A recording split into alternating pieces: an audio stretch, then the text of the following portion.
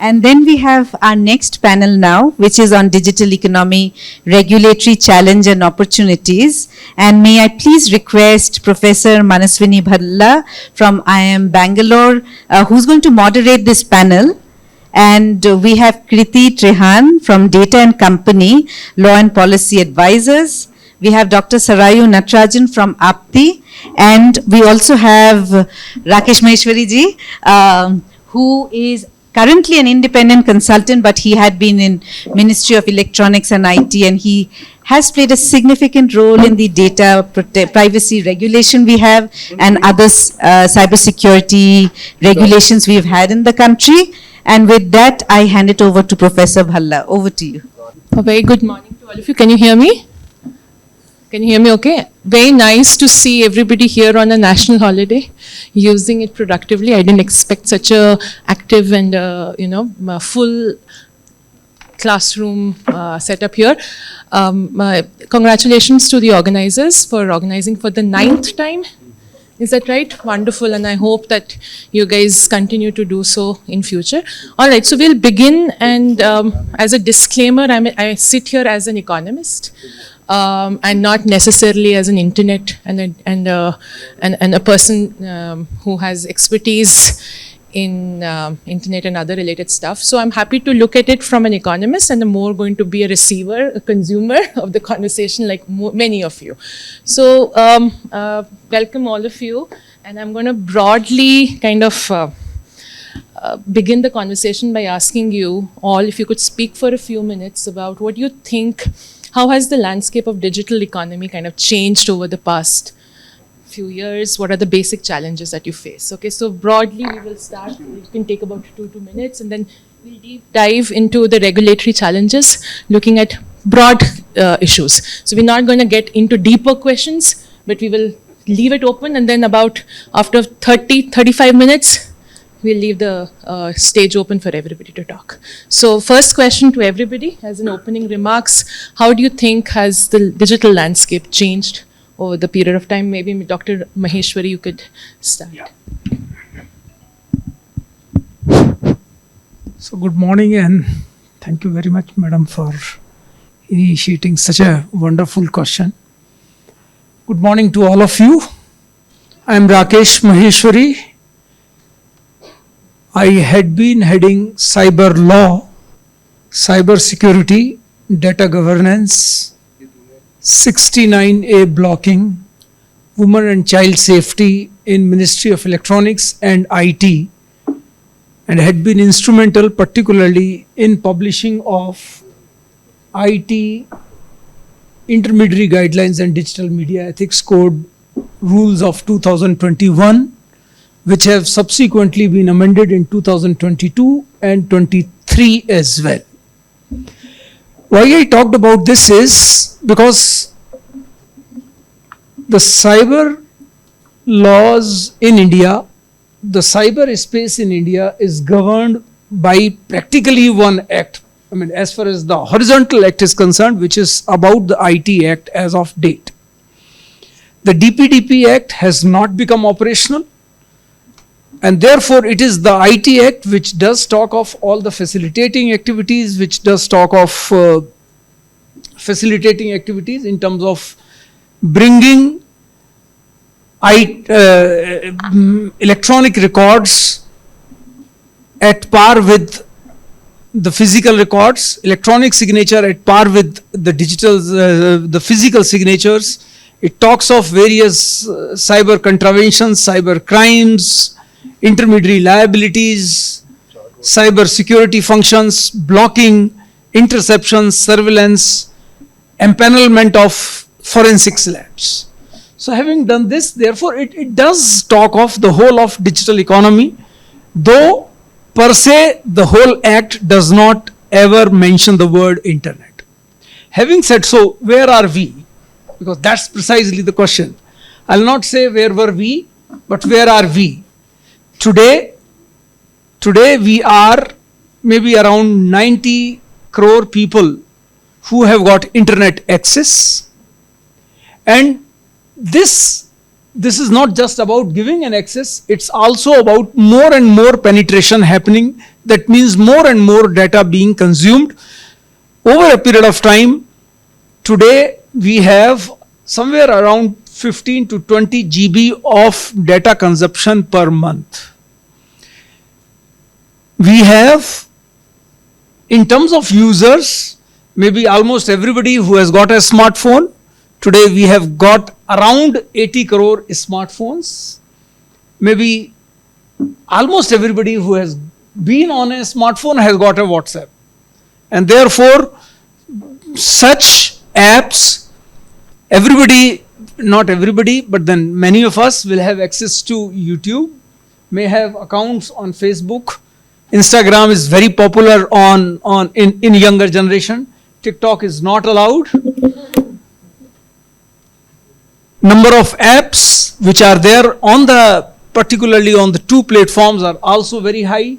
Online gaming people are also to the tune of around 50 crores, 10 crores who are in the RMG sector as well.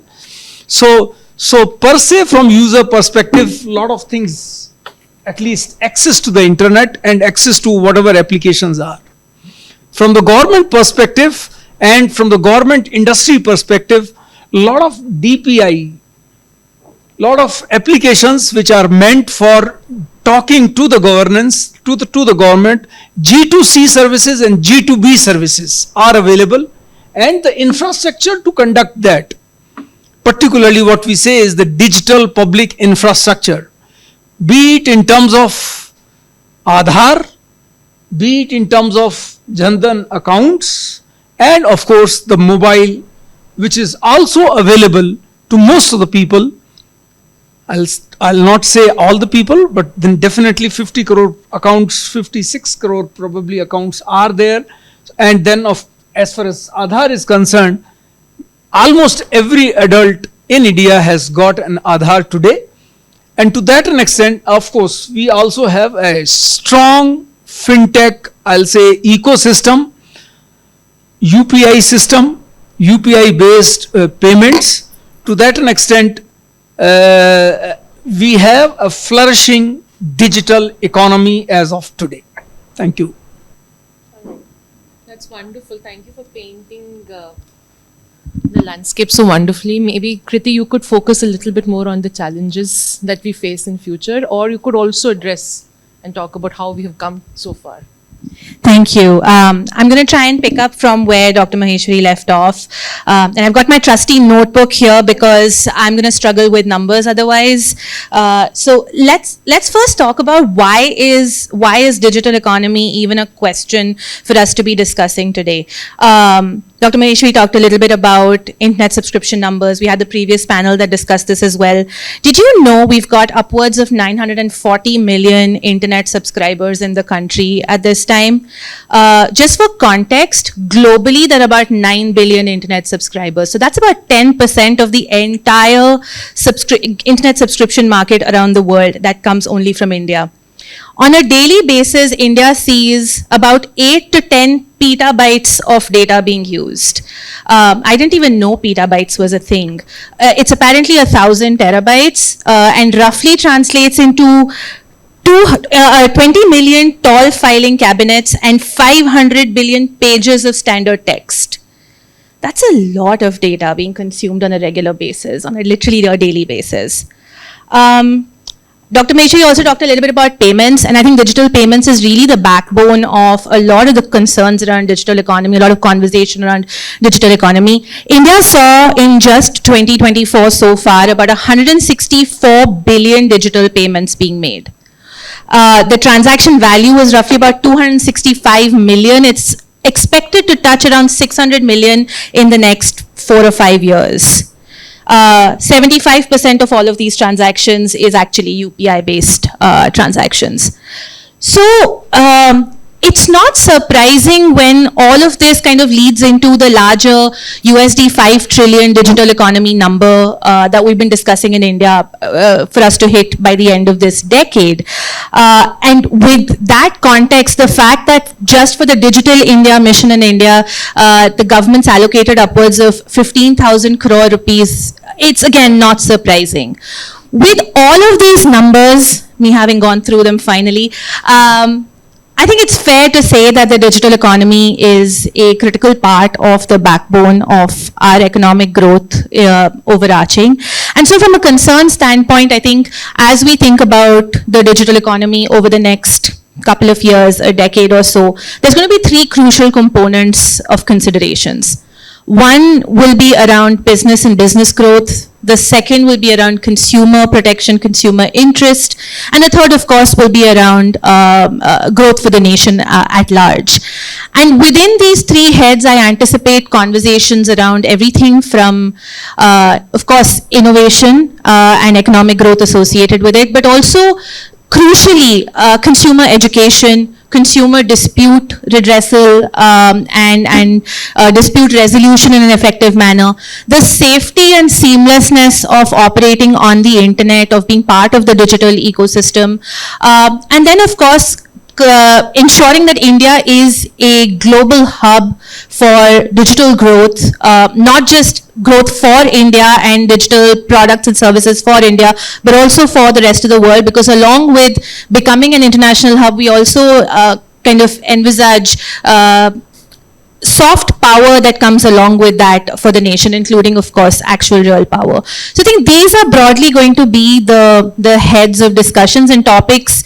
I'm sure nobody's surprised are going to span across everything from privacy to artificial intelligence to payments-related regulations, particularly around safety, security, and consumer interest, and just ensuring that there is a safe and seamless, friction-free digital ecosystem for Indian citizens to participate in.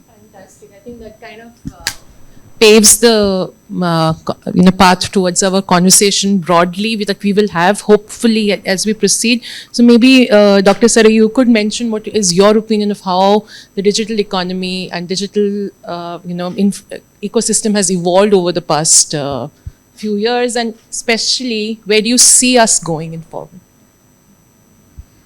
Thank you for that question, and thanks to the panelists for setting the stage so wonderfully, and it's a hard act to follow for sure. My name is Sarayu. I'm the founder of Apti Institute, and we work at the intersection of technology and society, and we are fairly sector agnostic in the work that we do, and our method of working is through research. So trying to unpack the ways in which technology and society interact with each other, what harms might look like, what regulation policy might need to look like to address some of these challenges. That's where most of our work lies.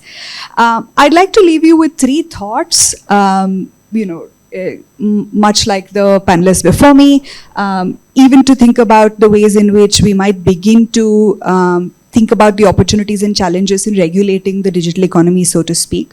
The first, I think, for me is that digital is intersecting with every aspect of life, whether it is work. It fundamentally changes the way in which people do work. It changes the ways in which you seek work. It changes the ways in which you do work. And it has very significant and dramatic impacts on the ways that the labor market is interacting with technology. The second is that it changes the way in which you I think this is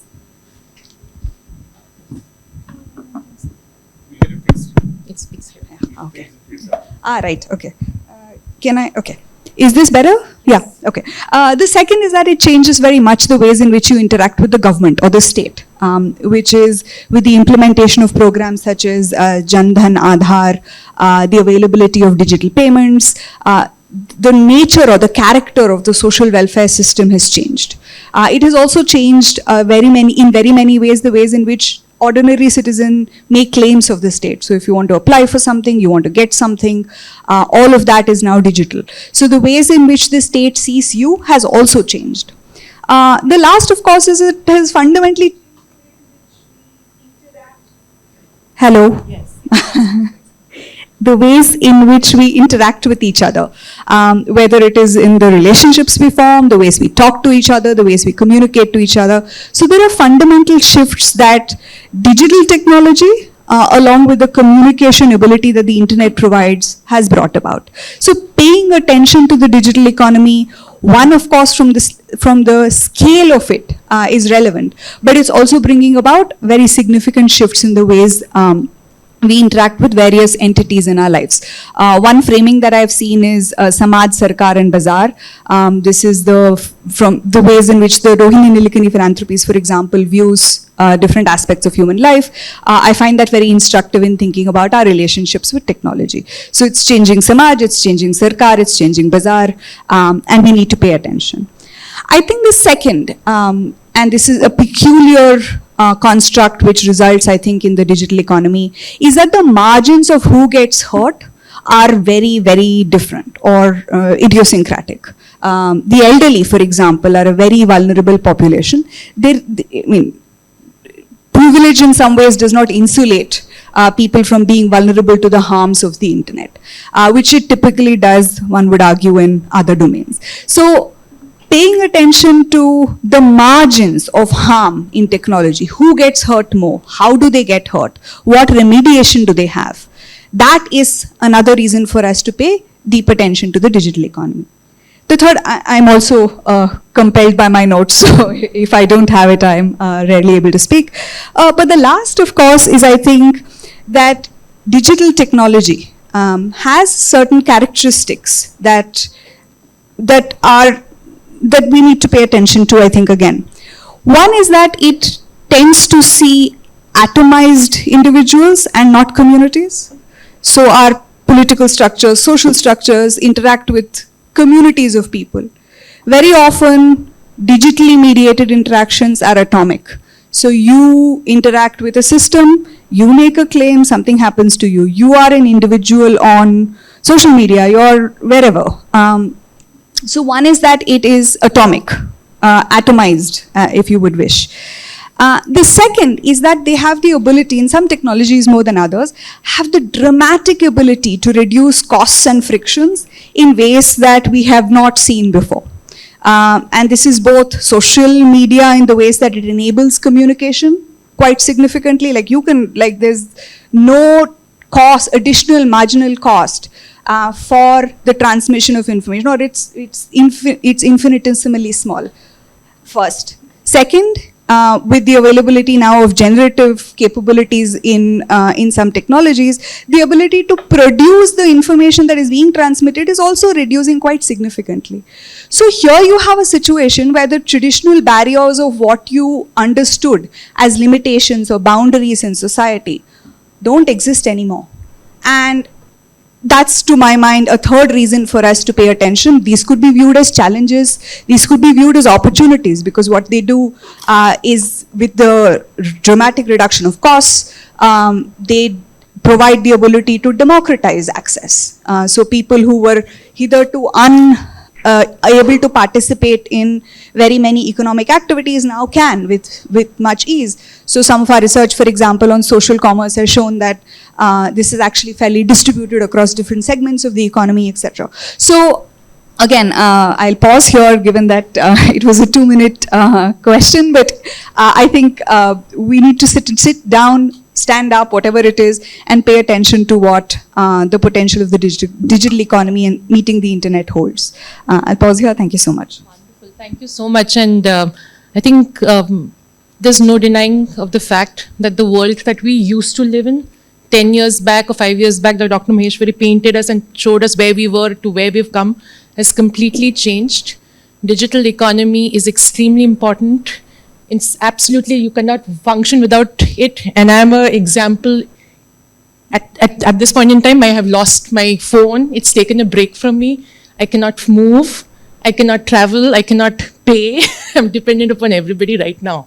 So I can understand the pain of the importance of digital economy, and so can you.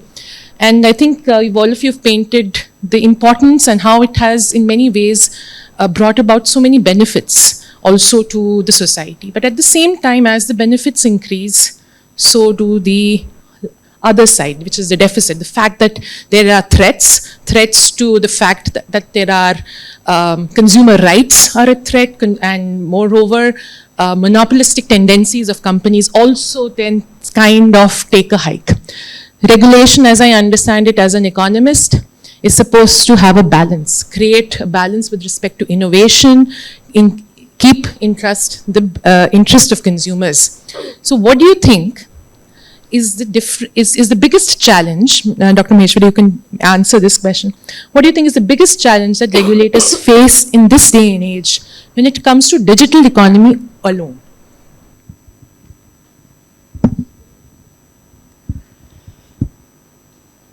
In the digital world, the technologies are evolving too fast.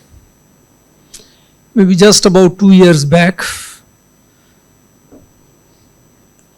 the generative AI had just begun, and almost every month we have a different version of it coming.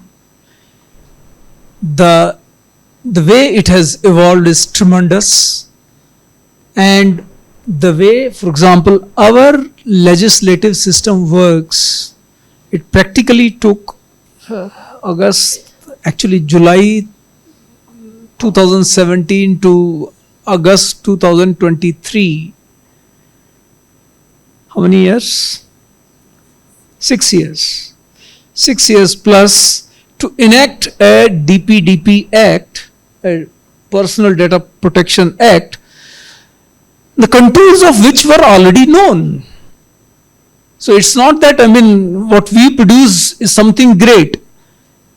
It is something which more than 100 countries have already published. And prima facie issues were always too. In addition to privacy being a fundamental right, rights to users being given, but there were practically two challenges as to what do we do, how do we deal with data, personal data, how do we classify personal data. In the present IT Act, it is personally identifiable information and it is sensitive personal information. So depending upon the classification, maybe should the requirement of security, the enhanced security, be based on the classification, or how should we really deal about it? And the second issue was with respect to the cross-border data flow. With these two things in place, we practically took 6 years. If AI we have to talk about, which is almost changing every day, the kind of harms, the kind of growth potential, the kind of productivity increase that it can do. So, I'm talking about both the sides, the plus side, the minus side. So, government should practically, ideally, leave the plus side as much as free hand, sort of. But the minus side, government has to take care as to how do we prevent harms, how do we ensure that prohibited activities do not happen. If at all some harm has happened, how do we identify, where exactly it is to be reported, how it is to be investigated, and how the fines should be done. Now, particularly when it comes to the corporate world, criminalization doesn't work. Criminalization, you can at least maybe punish, not at least, maybe at best punish 1, 2, 3, 5 people. But that's not the whole company. So therefore, we have to think maybe the way the laws have been made from the criminal perspective and fines perspective to maybe predominantly to fines perspective. But then there is also an issue of sovereignty and integrity being impacted, national security being impacted, something which is like unpardonable. So naturally, a lot of balancing has to be done, and then who is going to prepare the law? The problem which I mentioned about DPDP Act, why it took 6 years, in fact, Justice Shri Krishna Committee had come up with its recommendation almost within a year. And practically it took 1 more year for the government to introduce the bill in the parliament. Lots of things have to be done. Then the JPC, which practically took 2 years, and then another 1 year before we decided JPC's recommendations to be cancelled. So, so the whole idea therefore is, particularly with such kind of complex things, where the companies happen to be working from outside, many of them are global companies, lots of geopolitics, lot of, I'll say, negotiations sort of at a country level which happens. we have to see the enforceability, we have to see the online harms that it can cause, and by the way, the culture in the country is whenever we think of a law, we think of the best possible law. And therefore, we try to bring everything in it. The IT Act, though it started with the facilitating one, actually has got every component into it. And particularly when you are working in the front end of the technology and you want to bring so many things in, the process actually becomes once again further slow. You have to be transparent in a democratic country. You must publish the drafts. You must take into account those things into account. You must come up with a draft. It has to be vetted by legal. It has to be taken to parliament. Parliamentarians will not, they are not really supposed to be knowing these kind of complex issues. They will naturally refer it to an expert committee within the parliament, who will once again be interacting with lots of expert agencies, communities, all sorts of communities, stakeholders, to be able to recommend the final contours of the bill getting through. And then we still have a lot of things to be done in the form of subordinate legislations. Law is an intent. Subordinate legislation is what actually defines operationalization, which also takes time. In my view, further what we need in the cyberspace is availability of a good cyberspace regulator, which we do not have. We presently have the adjudicators, IT secretaries as adjudicators, and with an additional roles and responsibilities. They may themselves not be knowing that they are the adjudicators. We have TDSAT as an appellate body. So given the fact that we have the DPDP Act, I mean, one sort of an adjudicating body is already coming, board is already coming, but we will have AI, we will have other emerging tech, we will have quantum in time to come. We will in any case have, I'll say, online harms being there. We need to have a reasonably empowered cyber space regulator. Wonderful, thank you. And I'll build on that and ask you, Kriti, you may answer or please answer this question, and if you want to add to anything that Dr. Maheshwari said, please do so. My question is that, well, laws, if and when made, they can kind of have contradictory, outcomes. At one hand, they may protect the consumer, but at the other hand, they may end up hurting innovation as well. So could you think of a way, could you suggest how can regulators try and balance these two objectives? And if you've seen any regulation so far, which kind of balances this, not optimally, but to an extent? That's the question, isn't it? Regulation is an unenviable task. When a regulation is being created, I think the body that's creating said regulation has to straddle so many different parts of the ecosystem. They have to think about multiple contours. Does innovation get impacted positively or negatively by the manner in which we're considering regulation?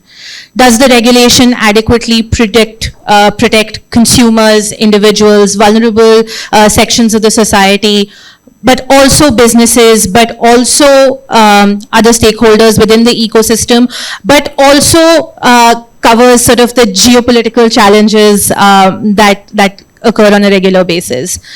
Regulation also has to look at things from various different perspectives of whether to set out a prescriptive law or whether to create a principle-based law. So there's so many balls in the air at any given point in time. In my head, it almost works like a flow chart where there's a lot of check boxes that need to kind of get ticked. So this is the long and short way of saying that building regulation is an extremely challenging task, and the fact that the privacy law took such a long time to come into being is an example of the fact that there's so many things to manage. That doesn't make it okay, that doesn't make it not okay, it just is a fact of existence. And so, like Dr. Maheshwari said, there's just so many considerations that are being kept in mind at any given point in time as folks who are part of the public policy ecosystem, part of the legal ecosystem, part of the regulatory ecosystem. Is just one of those things that we have to find a way to make our peace with. I remember when I started working in tech law and public policy, naive, young, utopian believing individual, it was exasperating to see how long some of these processes take. But it's, having seen this now for over a decade, I recognize what a challenging task it is. So I just want to underscore that at the outset. I think the one thing that Dr. Maheshwari touched on, I think, which is really, really important, is how do we make sure that regulation stands the test of time? Technology, and this is yes, a simplification and also a very often stated statement. Technology will always outpace regulation. Why? Because technology grows faster than regulation gets created. And so your question was, how do we make sure that regulation almost stands the test of time? And regulators are doing this more and more often now, which is to look at principle-based regulation rather than being over-prescriptive, leaving the prescription on processes and procedures to delegated legislation, subordinate legislation that gets created to operationalize the main law. But the main law is meant to enshrine the principles underlying. Now think of the IT Act. The IT Act, the Information Technology Act, got created in the year 2000. The first time it was amended was, I think, in 2008, and then there were rules that came out in 2011, in 2013, in 2016. And the IT Act stands to this day. The law actually got created with baseline principles in mind. Dr. Maheshwari said it does not talk about the term the internet, but it applies to the entirety of the internet. That, to my mind, is a great example of a legislation that has the potential of standing the test of time. Another example of a legislation that has continued to exist to date, the jury's still out on whether it stands the test of time, is the telecom regulation. Telecom regulation got created in the late 1880s. So it's over 200 years old, if my math is correct. And the law itself continued to operate to date. Of course, there were challenges associated with it. But the reason it managed to continue to operate to date was because a lot of things got delegated into the licensing process and procedure. And so any updates that needed to be made to not the principle, but the operationalization of the principle, which is to operate a telegraph, which is a telecom network essentially, or infrastructure associated with it. To do so, you can only do it if you are licensed to do so by the government.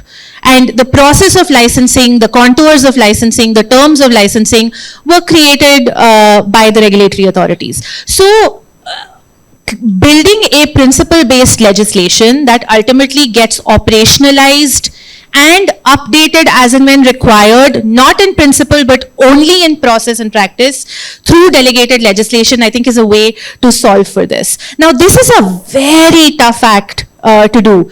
If we think about the Digital Personal Data Protection Act of 2023, which admittedly took a long time to come into being, it went from a law which was in the hundreds of pages to a 27-something page document.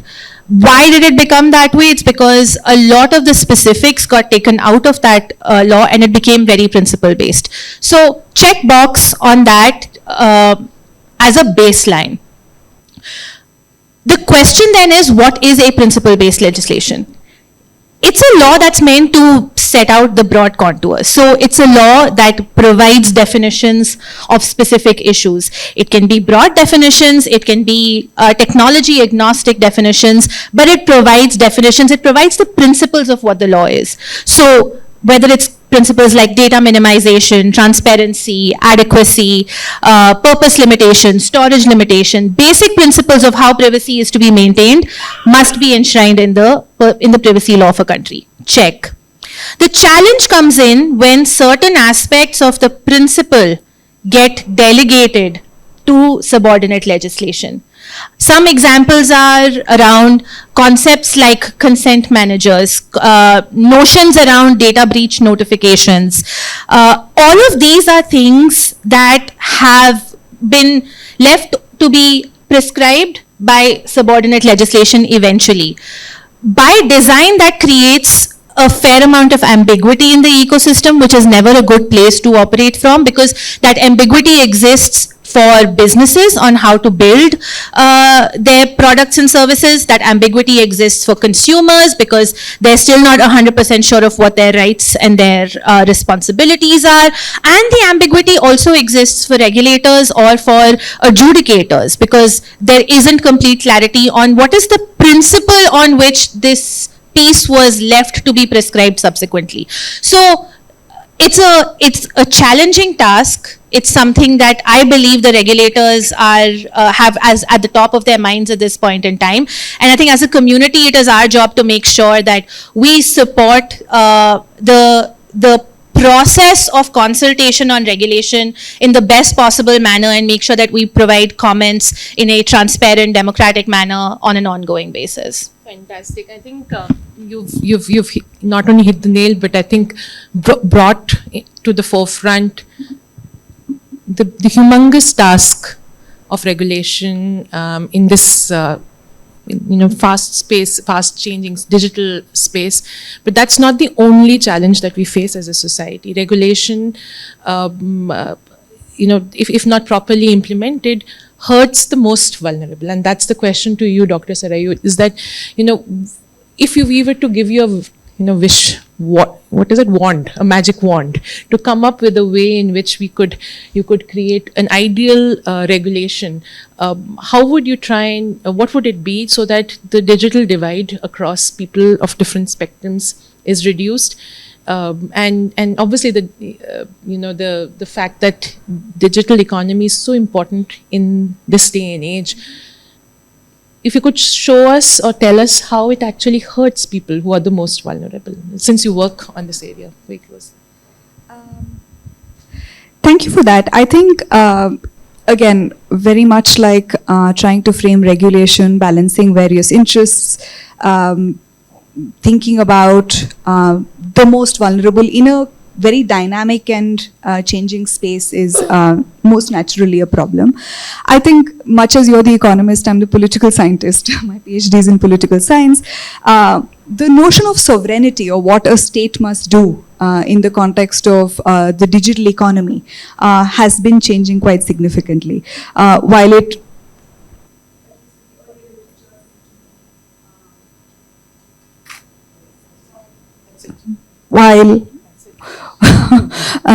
While in some of the earliest, this feels like I'm holding and I'm going to start singing soon.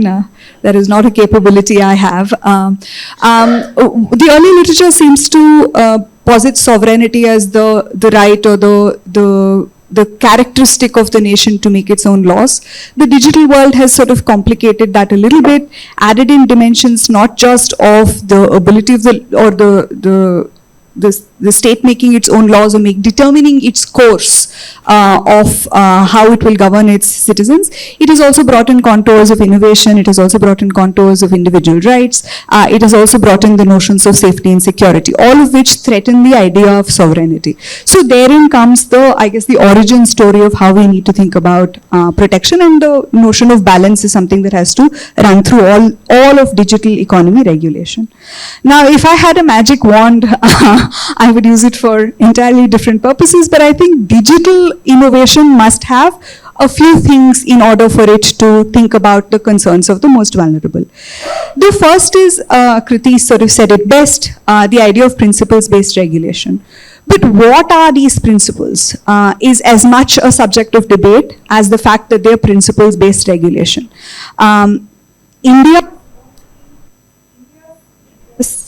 India's, I think I feel targeted, but India's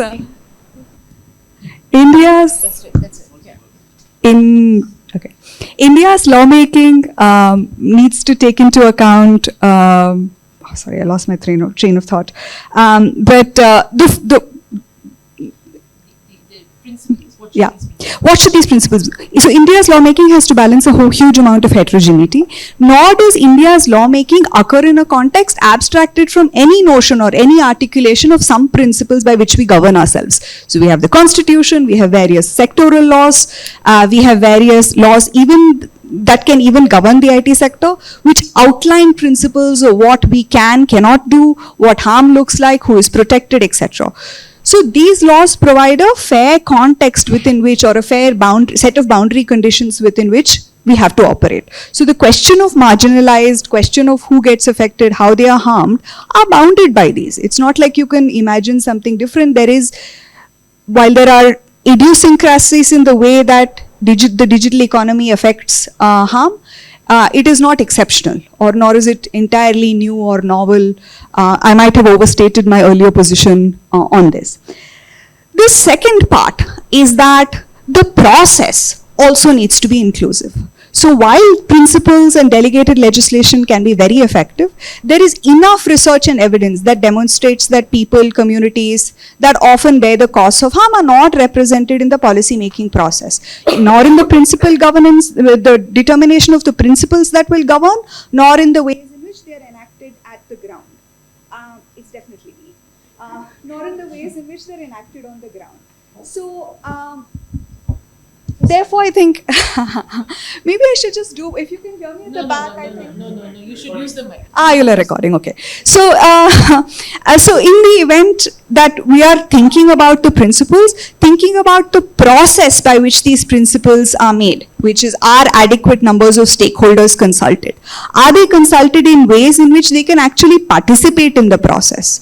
Once they participate, once there is an entity taking care of the question of delegated legislation, do they continue to be represented? Do they continue to be heard in ways that match those that have the power, the ability, the monetary resources to be there?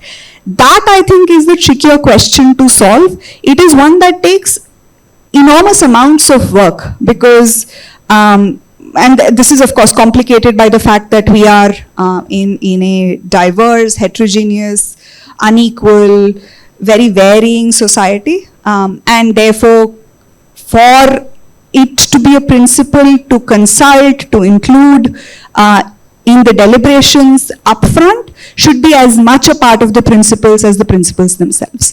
So, two things. One is, of course, thinking about the process of consultation and paying attention to the ways in which the existing legal framework, the existing norms within which we operate can also govern the digital economy.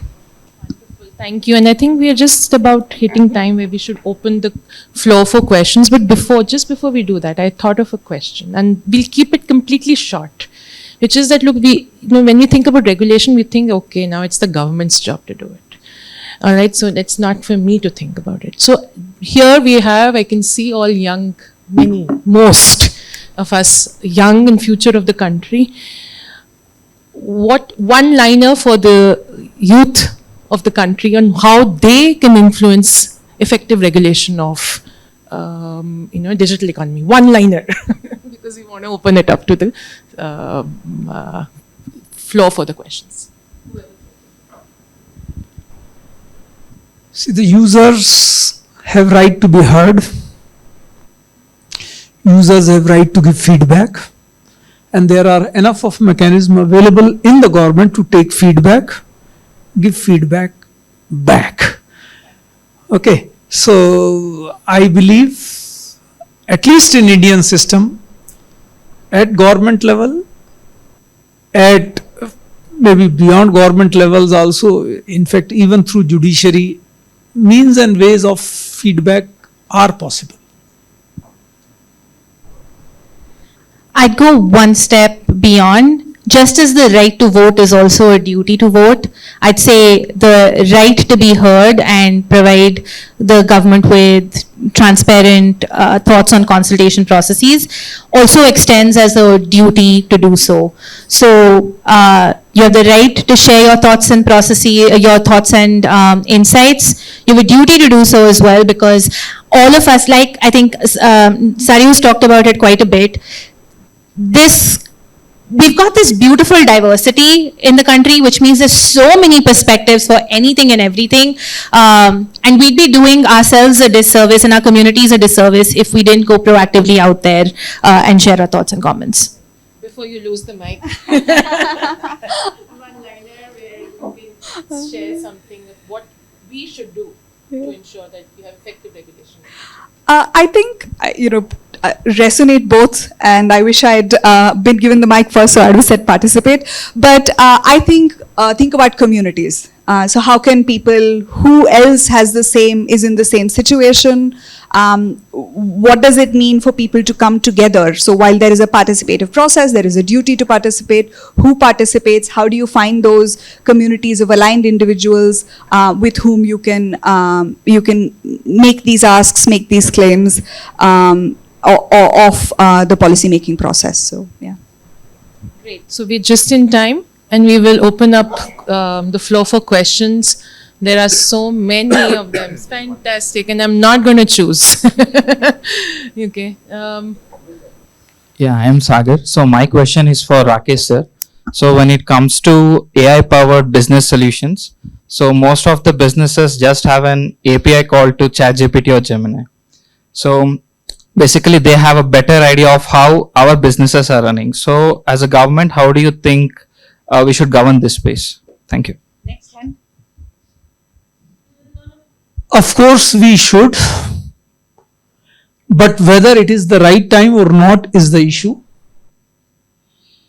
And to that an extent, government did make some advisories in the past, boomeranged, but doesn't matter.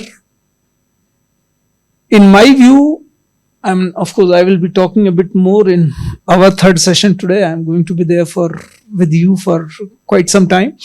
I do believe system of self-regulation can be thought of as of today. I mean, I'm stopping at this particular point now.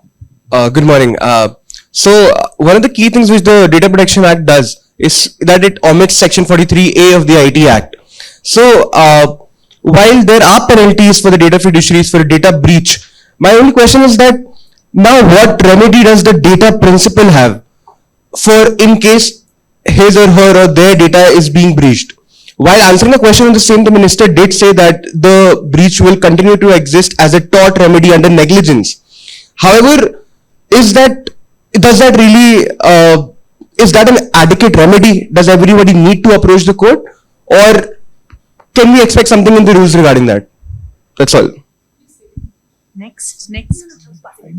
So, okay, this entire row. Theoretically, there is a offline negotiation which is possible, where your hopefully redressal of whatever issue that you have can be taken care of. But yes, within the system, and this offline redressal is actually allowed in the act. But for rest of the things, it's primarily एक कुत्ते बिल्ली की लड़ाई में तीसरा जीत रहा है. Hi. I think I'll just quickly add to that a little bit. You're right. A lot of this is expected to come through the rules as well, because the process of data breach notification, the information that's required to be fed in, all of those are going to come in through the rules themselves. There have been different iterations of this law, as you'll remember, and the penalty in this iteration of the final legislation is a civil penalty. There is a 4% or I think 250 crores if I'm missing. Yeah, 250 crores, up to 250 crores.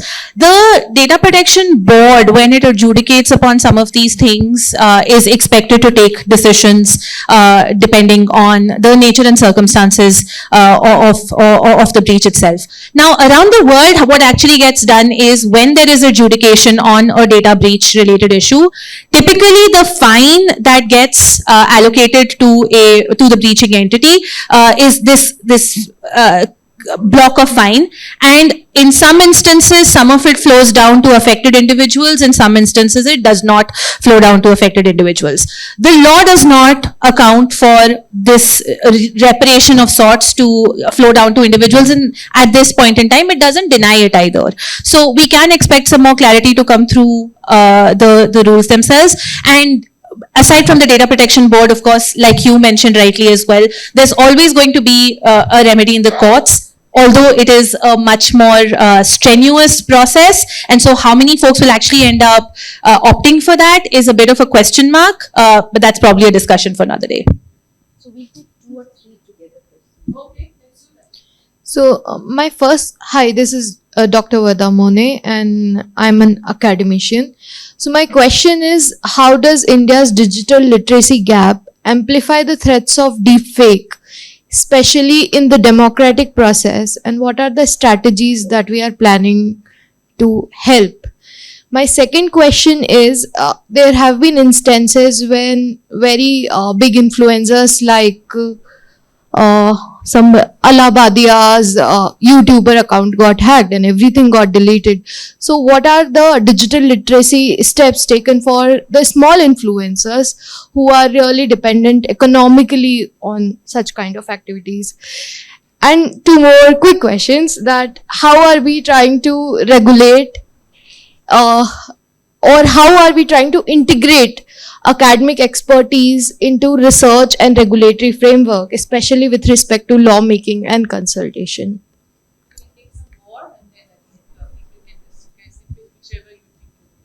Okay, hi, I'm Swati, and I'm a tech optimist, but my job requires for me to wear a hat of a cynic. So something that we see is customer experiences driving a lot of monetization, which also adds to the digital economy in a way. But when we look, I'm going to take a microscopic view. So, you have banking, insurance, telecom, which are highly regulated, and then you have your e-commerce, OTT, which fall under other government organizations. So, and we have the DPDP Act, which is an overarching act. So, if there is a concern, how would a user actually go through this? Because people can just play this game of tennis, right? Or ping pong. They could be like, it's under DPDP, you talk to them and no, you're a highly regulated industry, you go talk to them. So how does this piece fit into this whole space? Thank you. Hi, so my question is regarding the delay in publishing rules. So I work in data privacy, and the ambiguity that it has been causing is affecting operations of industries, and it's also increasing the cost of compliance, because right now we are doing assessment, which is a readiness assessment for the DPDP Act, and then after the rules we'll be doing another assessment. So basically we are increasing the cost of compliance, which is affecting profitability of the companies. And the burning question for companies right now is consent management. So we are not aware of what a consent manager would be like, and consent is the prime objective of the act, I believe. And so how does the government expect the industry to cope with that, the delay that it has been causing, and the ambiguity that the rules have brought in? Thank you.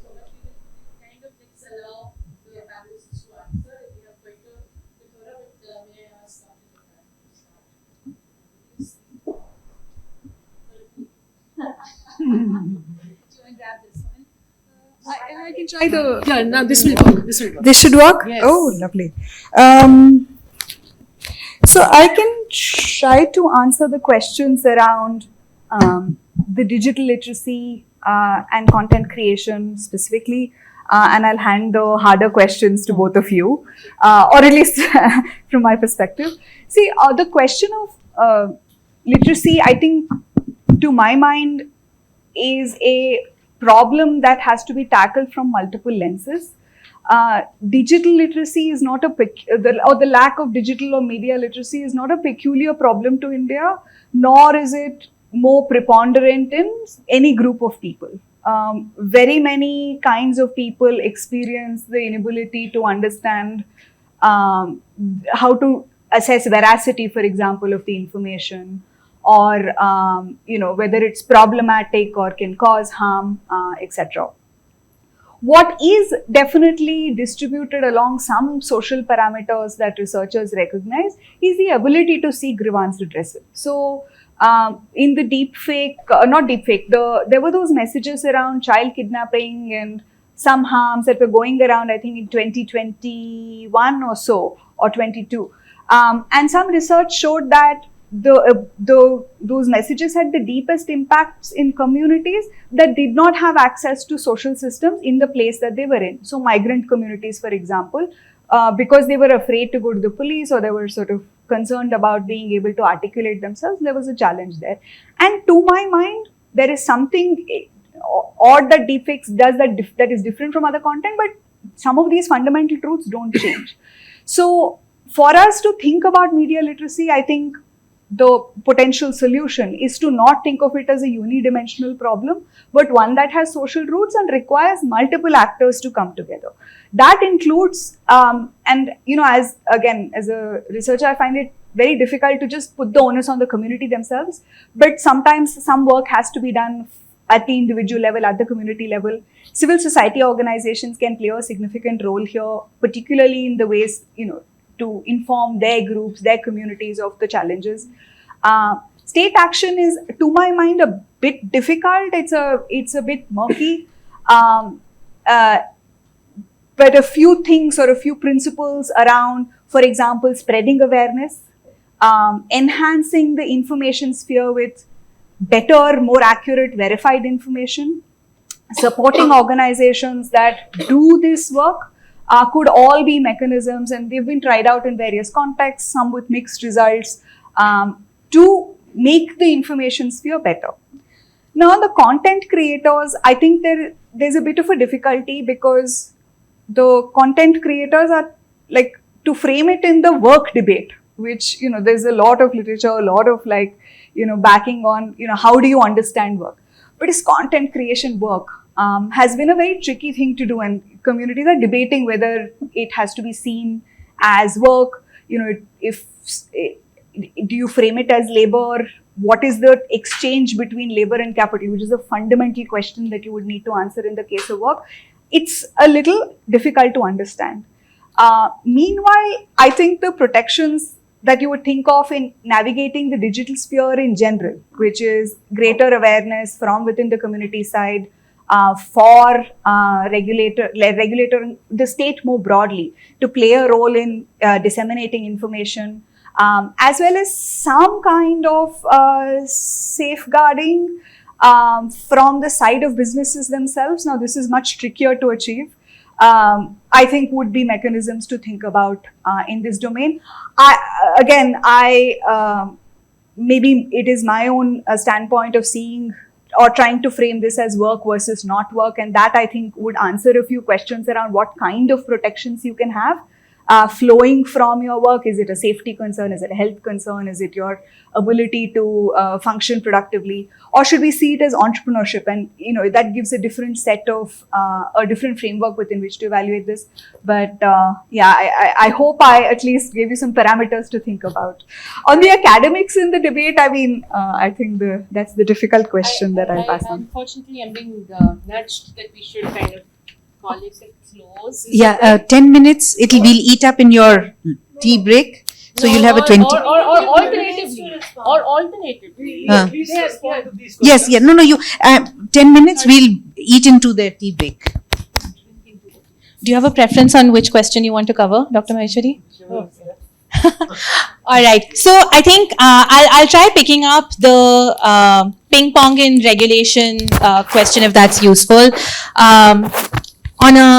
When there are multiple stakeholders involved, typically within a corporate setup, we create cross-functional groups internally within organizations. So if you've got a topic which requires insights which are technical plus legal plus perhaps media and communications related, plus perhaps taxation and finance related, you've got different sets of people sitting across a table hammering out some of those issues.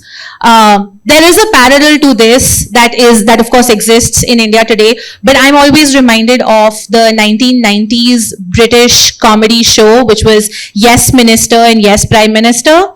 Anybody who's watched it would remember Sir Humphrey Appleby talking about creating an interdepartmental committee on a bunch of these issues. While they, of course, said it in jest, I think it's a great way to solve for making sure that we've got the relevant stakeholders on the table.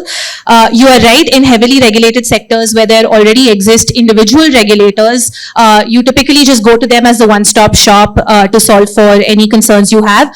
Even in those instances, it is incumbent upon every regulator to bring on board anybody else who's an expert in the space, whether from within the government or from external sources, to provide the best possible resolution to the person who is aggrieved.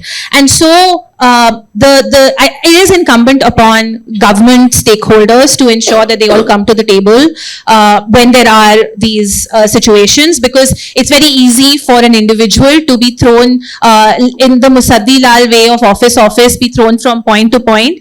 I don't believe that happens anymore in the Indian context, and so one solution would be interdepartmental committees. So in fact, I like to further supplement, and the law DPDP Act very categorically conveys that particularly when subject may fall with two or more regulators, particularly because of sectoral aspects, the final say will be that of the DPDP board. Of course, the persons will be free to approach the sectoral regulator. The sectoral regulator is free to approach the data protection board, but in case of any other conflict which may otherwise arise, the DPDP board will be the final arbiter. As regards deepfake, one is about identification, which is always a problem, and for which technological solutions have to be there.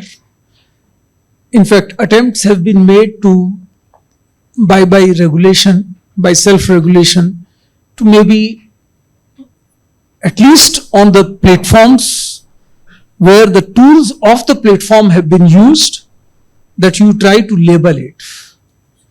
If the labeling has been done, the platform should be able to recognize if it is a fake one, if at all it is reported, because fake does not mean that it is harmful. It's not harmful all the time. So as and when reported or as and when detected by the platform should be able to get to know. But beyond this, it's a problem. It's a real problem for which, even in the US law, they had tried to put it, but finally the US governor, the California governor has not really agreed to the, at least the AI, and particularly on certain safety related aspects. From the industry perspective, they have, from a self-regulation perspective, they want this to be done. In fact, if there is an intelligent person who is trying to create the deepfake and as well remove whatever signatures are there. Comes the second aspect, which is, if it is there, then the impact. Now, from an impact perspective, deepfake, if it is, let's say, of impersonation, the government advisories are already clear. You need to remove it as soon as possible once reported. The IT rules of 2021, which I was talking about, particularly if it is impersonation, which has a sexual kind of a flavor, and to that extent it violates privacy of the person should be able to reach through a law enforcement agency, reach through a parent directly to the platforms and get it redressed, get it removed. Most of the time you are actually asking for removal within 24 hours as far as the law is concerned. Beyond that, the GAC can be brought in and other, I'll say, other measures can be there. Digital literacy has already been talked about. Security of account. So if an influencer is maybe using or unfortunately got many of his or her videos deleted, prima facie it was not the platform which is at the fault, it's the user himself, herself. Therefore, improve your own security. Simple. Have backups, have resilience in your own system, and that's it. There is no solution because the problem itself is of the user. The way I have understood. Rest, of course, we have the T also. Cost of uncertainty and consent management.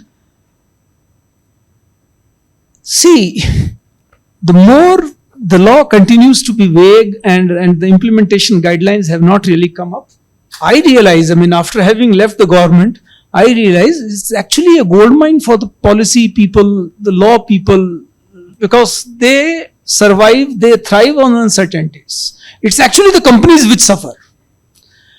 But for the companies, the intent of what they need to do is already there, reasonably well communicated through the act. Number two, why are you, I mean, you can as well be sitting quiet as of today. Huh? Don't get influenced by the policy teams and the lawmakers or the consulting organizations. Wait for the rules to be published. There will be a sufficient window, hopefully at least 6 months to be given. Then start implementing. So either way, there is no impact as long as you don't want to be impacted. I think that answers.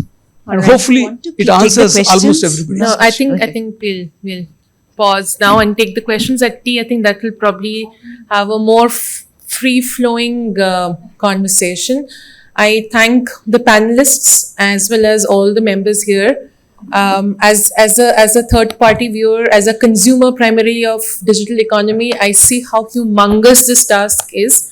But I have some hope that so much mind and intelligence is being applied towards it. So I wish it all the best, that we have some breakthrough and we move forward in this discussion forward. All right, thank you very much, and we'll take this conversation forward. For those whose questions were not taken, many of you can catch them during the tea break. We have another session And on there, regulations. Dr. Maheshwari and Kirti Yes, are around. and Sarayu may be around. I'm not too sure. You can ask them the questions. Okay, later, not now. The moderator would not